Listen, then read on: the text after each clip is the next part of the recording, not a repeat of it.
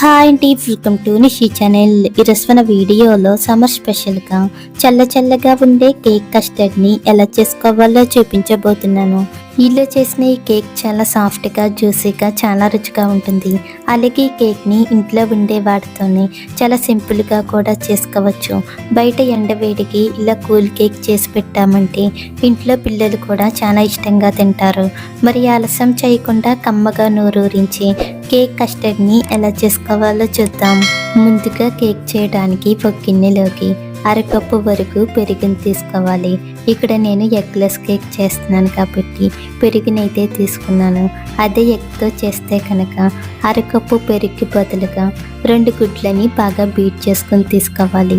అలాగే పావు కప్పు వరకు ఆయిల్ని కూడా వేసుకోవాలి. మనకి కావాలంటే ఆయిల్కి బదులుగా బటర్నైనా తీసుకోవచ్చు. కాకపోతే ఆయిల్ని తీసుకుంటే కనుక వేరుశనగ నూనె, నువ్వుల నూనె కాకుండా ఫ్లేవర్ లేని ఆయిల్ని అయితే తీసుకోవాలి. ఇప్పుడు ఇందులోని 3/4 కప్పు వరకు పంచదార పొడిని కూడా వేసుకుని ఒకసారి మొత్తం అంతా కలిసేలా బాగా కలుపుకోవాలి. మనకి ఎక్కడా కూడా పెరుగు ముద్దలు అనేది లేకుండా పంచదార పొడి పూర్తిగా కరిగేంత వరకు 1-2 నిమిషాల పాటు బాగా కలుపుకోవాలి. ఇలా మొత్తం అంతా కూడా బాగా కలిపాక ఇప్పుడు జల్లెడని పెట్టుకుని 1 కప్పు వరకు మైదా పిండిని తీసుకోవాలి. అలాగే 1 టేబుల్ స్పూన్ వరకు బేకింగ్ పౌడర్ని వేసుకుని 1/2 టేబుల్ స్పూన్ వరకు వంట సోడాని కూడా వేసుకుని ఈ పిండిని చల్లించుకుని తీసుకోవాలి. మనం ఇలా కేక్ చేసేటప్పుడు అప్పటికప్పుడు పిండిని చల్లించుకు తీసుకున్నామంటే మనకి ఈ పిండి అనేది ముద్దలు కట్టకుండా బాగా కలుస్తుంది. ఇలా పిండిని మొత్తం చల్లించాక ఇప్పుడు ఈ పిండిని ఇక్కడ చూపించే విధంగా రౌండ్గా కానీ లేదా కట్ అండ్ ఫోల్డ్ మెథడ్లో కానీ కలుపుకోవాలి. ఇలా కలిపాక అరకప్పు వరకు కాచి చల్లార్చిన పాలను తీసుకుని కొద్దిగా వేసుకుంటూ కలుపుకోవాలి. మనం తీసుకున్న పాలన్నీ కూడా ఒకేసారి వేసి కలిపామంటే మనకి కేక్ బ్యాటర్ అనేది పలుచగా అయిపోతుంది. సో అందుకని అలా కాకుండా ఇక్కడ చూపించే విధంగా కొద్దిగా పాలని వేసుకుంటూ కలుపుకోవాలి. అలాగే ఈ కేక్ మంచి ఫ్లేవర్ రావడానికి 1/2 టేబుల్ స్పూన్ వరకు యాలకుల పొడిని కానీ లేదా వెనిలా ఎసెన్స్ని కానీ వేసుకుని కలుపుకోవాలి. ఇలా ఇక్కడ చూపించే విధంగా పిండిని రిబ్బన్ కన్సిస్టెన్సీలో కలుపుకోవాలి. ఇక్కడ నేను తీసుకున్న అరకప్పు పాలకి నాకు 1/2 కప్పు వరకు పాలు అయితే పడ్డాయి. ఇప్పుడు ఈ కేక్ బ్యాటర్ని రెడీగా పక్కన పెట్టుకుని ఇప్పుడు స్టవ్ పైన మందంగా ఉన్న గిన్నె పెట్టి ఆ గిన్నెలోకి ఏదైనా ప్లేట్ని కానీ లేదా స్టాండ్ని కానీ పెట్టుకుని మూత పెట్టి మంటని మీడియం ఫ్లేమ్లో పెట్టి 10 నిమిషాల పాటు వేడి చేసుకోవాలి. ఇప్పుడు మరొక పక్కన కేక్ని బేక్ చేయడానికి ఇలా కేక్ ప్యాన్ కానీ లేదా కింద ఫ్లాట్గా ఉన్న ఏదైనా గిన్నెని కానీ తీసుకుని కొద్దిగా ఆయిల్ని వేసుకొని గిన్నెంతా అప్లై చేసుకొని తీసుకోవాలి. ఇప్పుడు ఇందులోనే కొద్దిగా పొడి పిండిని కూడా చల్లుకుని గిన్నెంతా కూడా స్ప్రెడ్ చేసుకొని తీసుకోవాలి. ఇలా రెడీ చేసుకున్న ఈ కేక్ ప్యాన్లోకి మనం ముందుగా కలుపుకున్న కేక్ బ్యాటర్ని తీసుకోవాలి. ఇప్పుడు ఈ గిన్నెని 2-3 సార్లు ఇలా ట్యాప్ చేసామంటే మనకి కేక్ అనేది సమానంగా బాగా వస్తుంది. ఇప్పుడు ఈ కేక్ని బేక్ చేయడానికి స్టవ్ పైన 10 నిమిషాల పాటు వేడి చేసుకున్న ప్యాన్లోకి ఈ కేక్ ప్యాన్ని పెట్టుకుని లోపలున్న ఆవిరి అనేది బయటికి పోకుండా మూత పెట్టి మంటని మీడియం ఫ్లేమ్లో పెట్టుకుని 20-25 నిమిషాల పాటు కేక్ని బేక్ చేసుకోవాలి. ఇక్కడ నేను కేక్ కస్టర్డ్ చేస్తున్నాను కాబట్టి ఈ కేక్ అనేది కొంచెం పలుచగా రావడానికి కొంచెం పెద్దగా ఉన్న కేక్ ప్యాన్లో అయితే ఈ కేక్ని బేక్ చేస్తున్నాను. సో అందుకని ఈ కేక్ బేక్ అవ్వడానికి పెద్దగా టైం ఏమీ పట్టదు. అదే మనం చిన్న గిన్నెలో కనుక కేక్ని బేక్ చేసుకుంటే దాన్ని బట్టి మనకి టైం అనేది కొంచెం ఎక్కువగా పడుతుంది.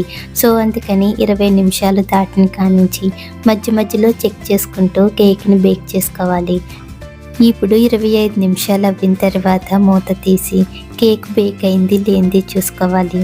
ఇలా చాక్తో కానీ లేదా టూత్ పిక్తో కానీ కేక్ మధ్యలో ఇలా గుచ్చి చూసామంటే మనకి తడేమీ అంటుకోలేదంటే కేక్ బేక్ అయినట్టు.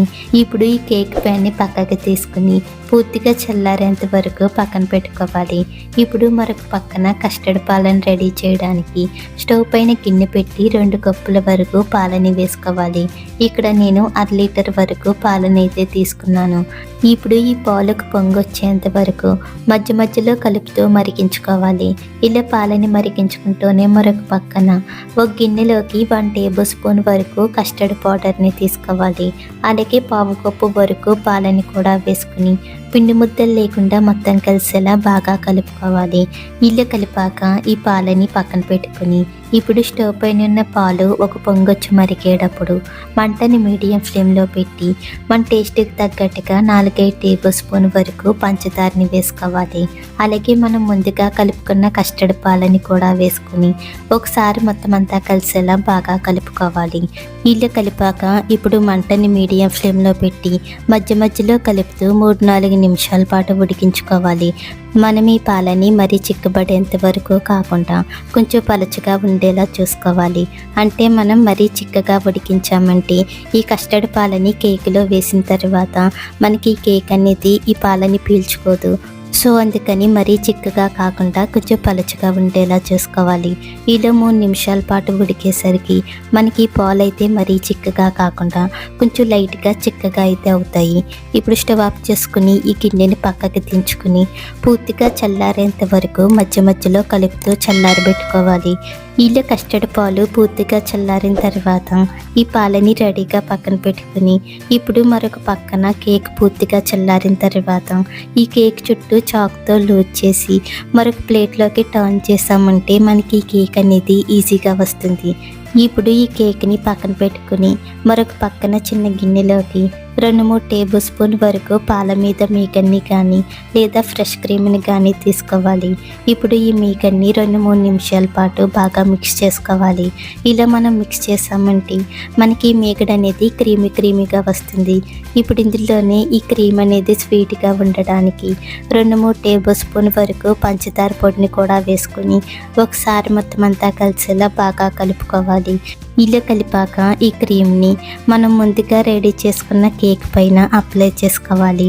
ఇలా మీగడంతా కూడా కేక్ పైన అప్లై చేశాక ఇప్పుడు ఈ కేక్ పైన ఇక్కడ చూపించే విధంగా స్పూన్తో అక్కడక్కడ గుచ్చి తీసుకోవాలి. ఇలా మనం అక్కడక్కడ గుచ్చడం వలన మనకి ఈ కేకులో కస్టర్డ్ పాలు వేస్తాం కదా, ఆ పాలు అనేవి ఈ కేక్ బాగా పీల్చుకుంటుంది. ఇప్పుడు ఈ కేక్ పైన మనం ముందుగా చల్లారి పెట్టుకున్న కస్టర్డ్ పాలని వేసుకోవాలి. మనకు కావాలంటే ఈ పాలన్నీ కూడా ఒకేసారి కేక్ పైన వేసుకోవచ్చు, లేదా సగం పాలని కేక్ పైన వేసుకుని మిగిలిన సగం పాలని ఈ కేక్ తినేటప్పుడు వేసుకునైనా తీసుకోవచ్చు. ఇలా పాలని వేసిన తర్వాత ఇప్పుడు దీనిపైన సన్నగా చాప్ చేసిన డ్రై ఫ్రూట్స్ ముక్కల్ని కూడా వేసుకోవాలి. ఇలా చేసిన ఈ కేక్ కస్టర్డ్ని మనం వెంటనే అయినా తినేయచ్చు, లేదా 1-2 గంటల పాటు నార్మల్గా ఫ్రిడ్జ్లో పెట్టుకుని ఆ తర్వాత చల్లగా అయినా తీసుకోవచ్చు.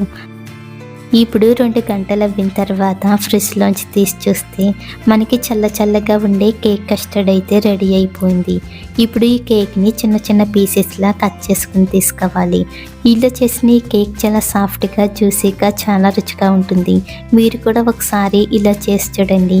మరిన్ని టేస్టీ రెసిపీస్ కోసం మా నిషి ఛానల్ని లైక్ చేయండి, షేర్ చేయండి, సబ్స్క్రైబ్ చేసి పక్కనే ఉన్న బెల్ బటన్ని క్లిక్ చేయండి. Thank you for watching.